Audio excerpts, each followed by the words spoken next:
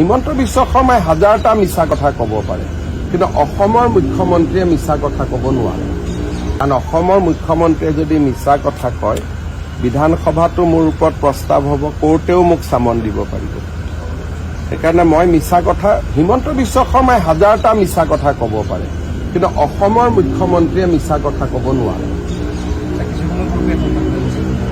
কি থাকিব, কিন্তু আচল কথাটো ক'লে নে নাই? তেতিয়াহ'লে আপোনালোকে মোক কিয় সুধি থাকে? আপোনালোকে তেওঁক সুধিব, বাবা আচল কথাটো কৈ দিয়া, জামেলাটো আমিও মাৰি দিওঁ। আচল কথাটোতো নকয়।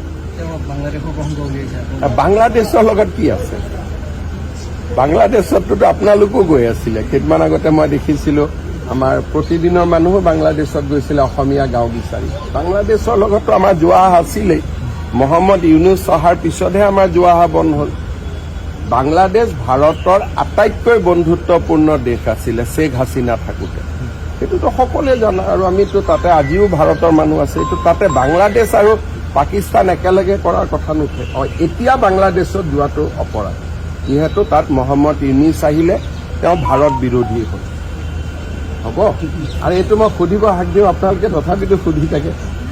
10 ছেপ্টেম্বৰলৈকে ৰখক না, ইমান কিয় ধৈৰ্য নাই? তেওঁতো দি আছে, কিন্তু তেওঁ আপোনালোকক ঠগাবৰ কাৰণেহে প্ৰেছ মিট দিয়ে, আচল উত্তৰটোতো নিদিয়ে।